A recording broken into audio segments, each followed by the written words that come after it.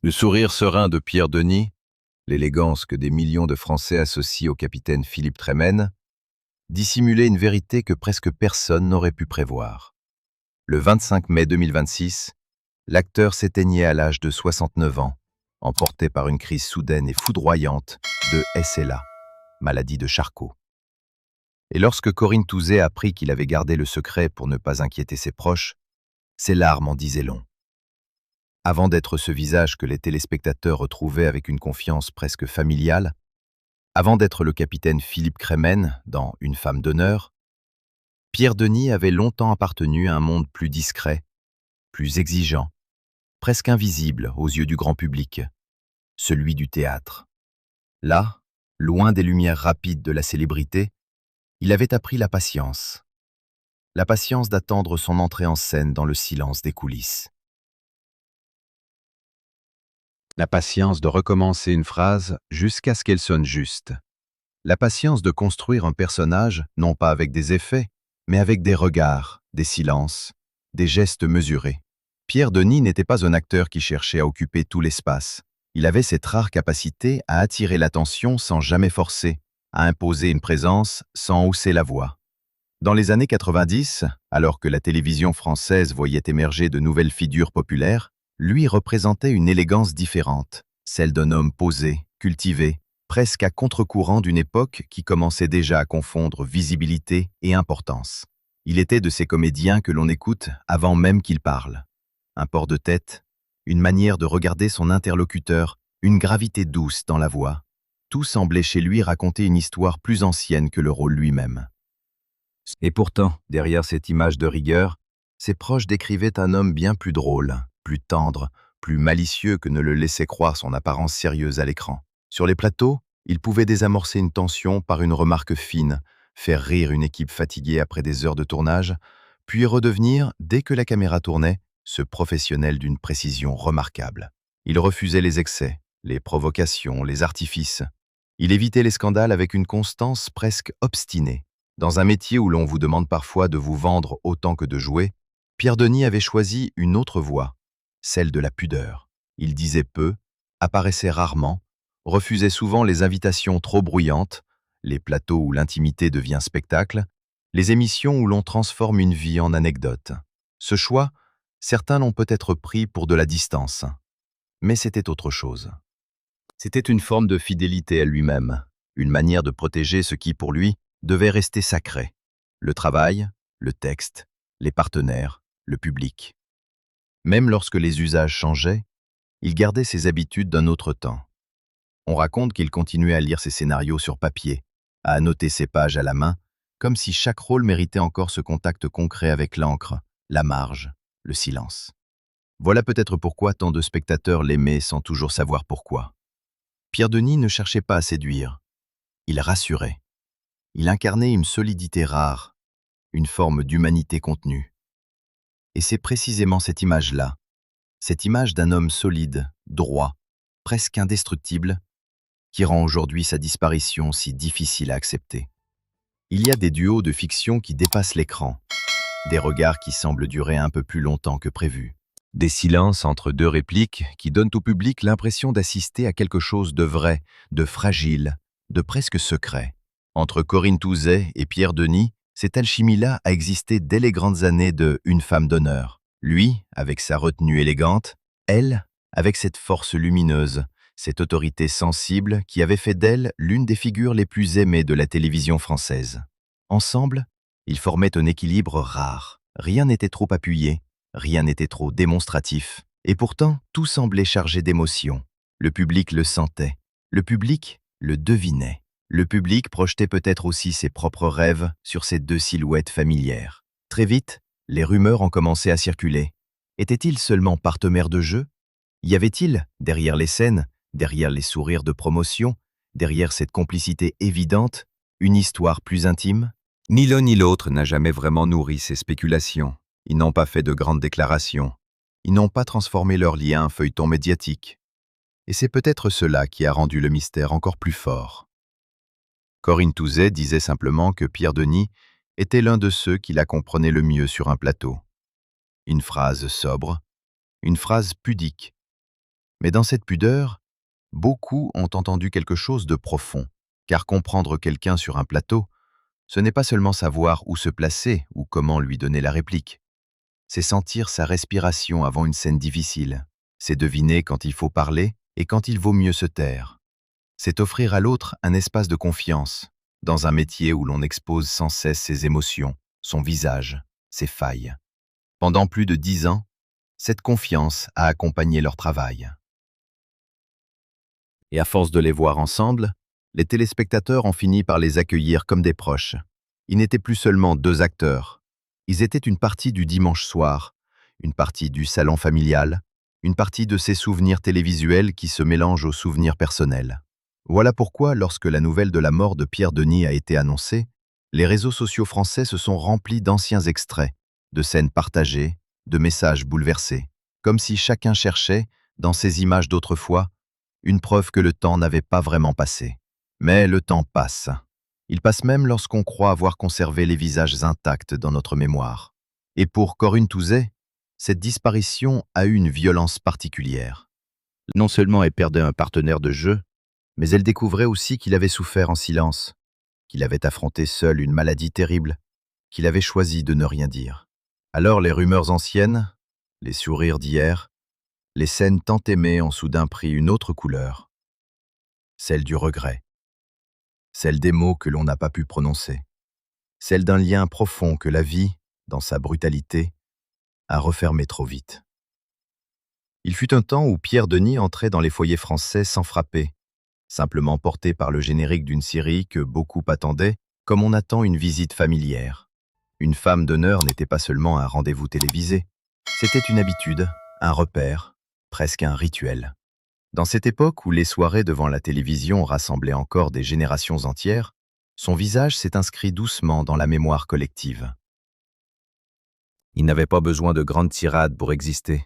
Il suffisait d'un regard, d'une présence, d'une manière de se tenir légèrement en retrait, comme s'il savait que la force véritable n'a pas toujours besoin de se montrer. Le capitaine Philippe Crémen, sous ses traits, avait cette solidité tranquille qui rassure. Il n'était pas un héros tonitruant. Il était un homme de devoir, un homme de principe, un homme que l'on devinait traversé par des pensées qu'il ne livrait jamais entièrement. Et c'est peut-être là que Pierre Denis touchait le public, dans cette part de mystère, dans cette pudeur qui laissait chacun imaginer ce que le personnage taisait. À l'écran, il formait avec Corinne Touzet un duo d'une rare justesse. Elle portait l'énergie, la détermination, la lumière frontale. Lui apportait la profondeur, l'écoute, la retenue.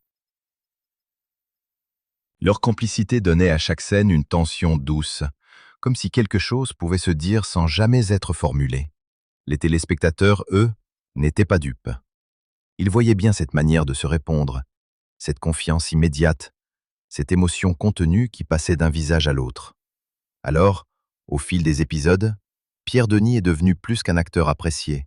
Il est devenu une présence affective, une présence associée à une période de vie, à des souvenirs de famille, à des soirées calmes, à des maisons éclairées par la lumière bleutée de l'écran. Mais derrière cette reconnaissance, il n'a jamais semblé vouloir céder à l'ivresse de la célébrité. Là où d'autres auraient multiplié les apparitions, les confidences, les interviews calculées, lui continuait d'avancer avec discrétion. Il acceptait l'amour du public, mais il ne le transformait pas en spectacle. Il savait que la popularité est un feu puissant, mais parfois dangereux, capable de réchauffer autant que de brûler. Alors il gardait ses distances. Il restait fidèle à une certaine idée du métier, travaillait sérieusement, respectait les équipes, honorait les personnages, puis rentrait chez soi sans bruit. Dans le paysage audiovisuel français, cette attitude avait quelque chose de presque aristocratique, non pas par orgueil, mais par retenue. Pierre Denis appartenait à cette génération de comédiens pour qui jouer n'était pas se montrer, mais servir. Servir une histoire, servir un partenaire, servir le public. Et c'est sans doute pourquoi, même lorsqu'il s'éloignait des projecteurs, son souvenir demeurait intact. Car certains acteurs ne quittent jamais vraiment les spectateurs. Ils restent là, dans une scène revue par hasard, dans une réplique qui revient, dans un nom que l'on prononce avec douceur. Pierre Denis était de ceux-là. Une figure calme dans un monde qui s'agite. Un visage de télévision devenu un visage de mémoire, Et aujourd'hui, quand les anciens extraits ressurgissent sur les réseaux sociaux, on comprend mieux pourquoi tant de gens disent avoir perdu une partie de leur jeunesse. Ce n'est pas seulement l'acteur qu'ils pleurent, c'est le temps où ils l'ont aimé. Puis, il y eut le silence. Un silence d'abord imperceptible, comme ces absences que l'on ne remarque pas tout de suite. Pierre Denis apparaissait moins. Son nom circulait plus rarement. Quelques admirateurs s'en étonnaient, d'autres se disaient qu'il avait simplement choisi de se retirer, fidèle à cette discrétion qu'il avait toujours caractérisée. Après tout, n'avait-il pas toujours fui les lumières trop fortes? N'avait-il pas toujours préféré la réserve au vacarme médiatique? Alors personne, ou presque, n'a compris que derrière cette disparition progressive se jouait une lutte beaucoup plus sombre. Selon ce que ses proches révéleront après sa mort, Pierre Denis affrontait une forme foudroyante de la maladie de Charcot, cette affection neurologique impitoyable que l'on appelle aussi ALS, ou maladie de Lou Gehrig, une maladie qui ne frappe pas seulement le corps. Elle le dépossède. Elle avance en silence, puis elle accélère. Elle retire d'abord un geste, puis un équilibre, puis une force que l'on croyait naturelle. Marcher devient plus difficile. Tenir un objet demande un effort. Parler fatigue. Avaler inquiète. Respirer parfois devient une bataille. Et ce qui rend cette maladie si cruelle, c'est qu'elle attaque les cellules nerveuses motrices du cerveau et de la moelle épinière, celles qui permettent aux muscles d'obéir à la volonté.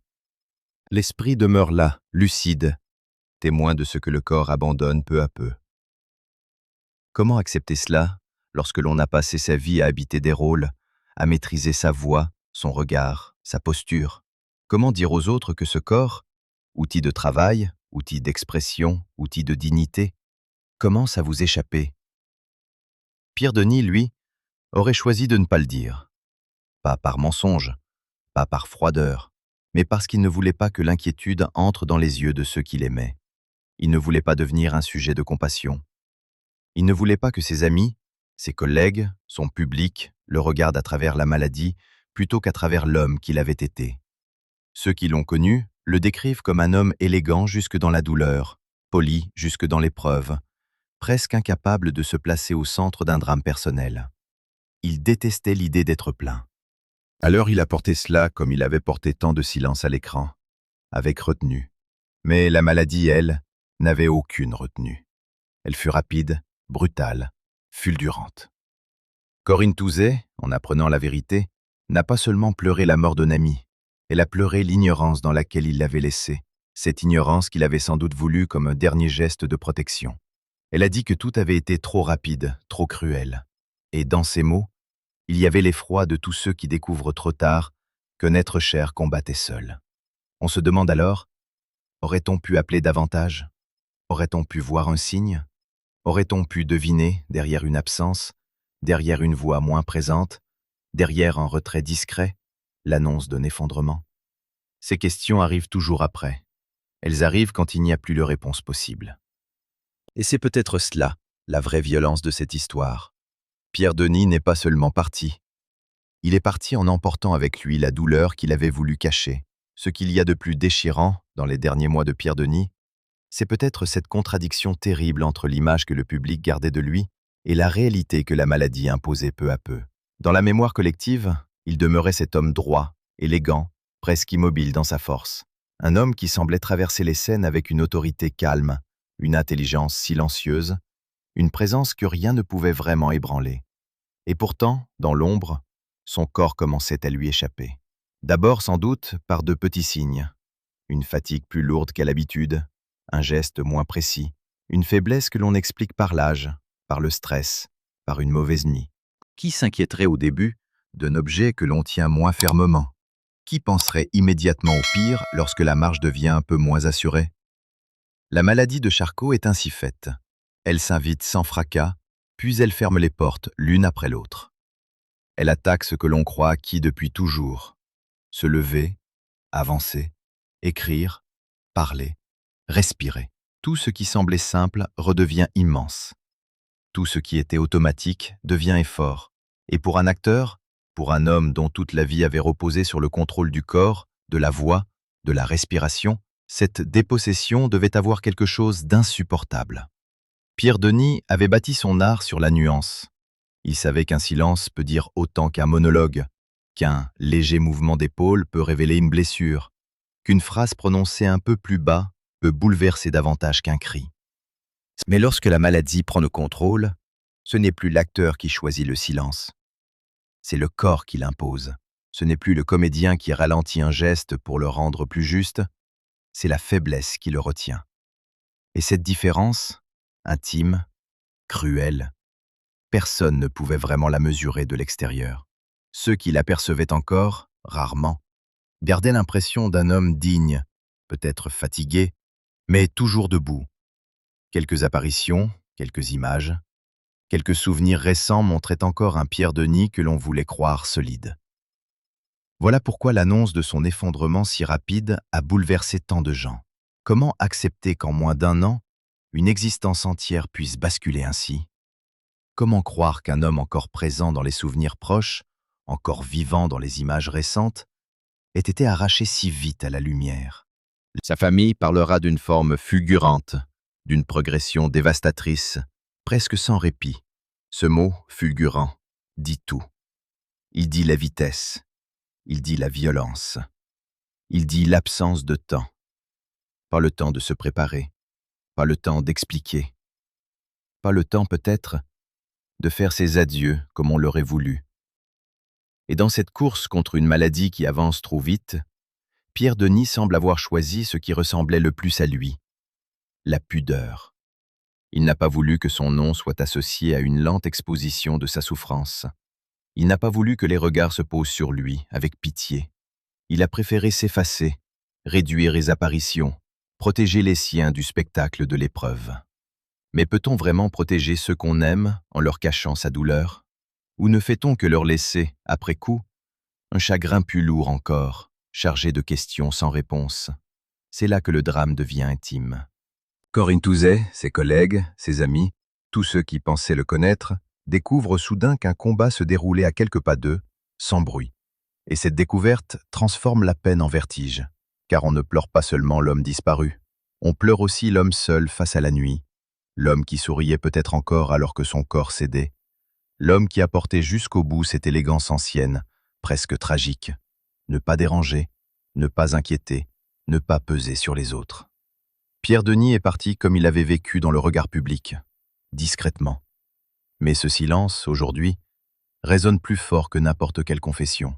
Depuis l'annonce de sa disparition, quelque chose d'étrange et de profondément humain s'est produit. Pierre Denis est revenu. Non pas dans la vie, hélas, mais dans les écrins, dans les souvenirs, dans ces petits fragments de mémoire que les internautes partagent comme on allume des bougies. Sur les réseaux sociaux, les extraits de « Une femme d'honneur » se sont multipliés. Une scène avec Corinne Touzet, un échange de regards, une réplique prononcée avec cette sobriété qui lui appartenait, un sourire discret, presque fugitif. Et soudain, des milliers de spectateurs ont compris que ce qu'il pleurait n'était pas seulement un acteur. Il pleurait une époque où la télévision avait encore le goût des rendez-vous partagés, où l'on attendait un épisode avec une forme de fidélité simple, où les visages des comédiens entraient dans les maisons comme des présences familières.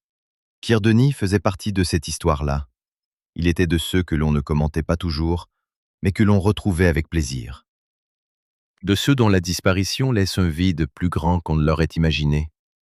Pourquoi? Peut-être parce que les figures discrètes s'installent plus profondément qu'on ne le croit. Elles ne fatiguent pas, elles ne s'imposent pas, elles accompagnent. Et lorsqu'elles s'en vont, c'est tout un pan silencieux de notre mémoire qui tremble. Beaucoup ont écrit avoir eu l'impression qu'une partie de leur jeunesse venait de se refermer. Cette phrase, répétée sous différentes formes, dit la force des acteurs populaires. Ils deviennent les gardiens involontaires de nos propres années. On se souvient d'eux, et avec eux reviennent le salon d'une maison d'enfance, la voix d'un parent, le bruit d'une vaisselle au loin, la lumière d'un dimanche soir, le temps où l'on croyait que certaines présences seraient toujours là. Corinne Touzet, elle aussi, a vu revenir ces images.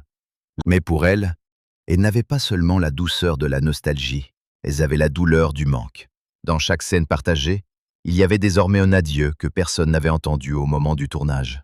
Dans chaque regard complice, Il y avait l'écho d'un lien que la mort venait brutalement d'éclairer. Elle savait mieux que quiconque ce que Pierre Denis apportait à un plateau. Cette attention rare à l'autre, cette manière de ne jamais écraser son partenaire, cette intelligence du rythme, cette délicatesse professionnelle qui rendait les scènes plus justes.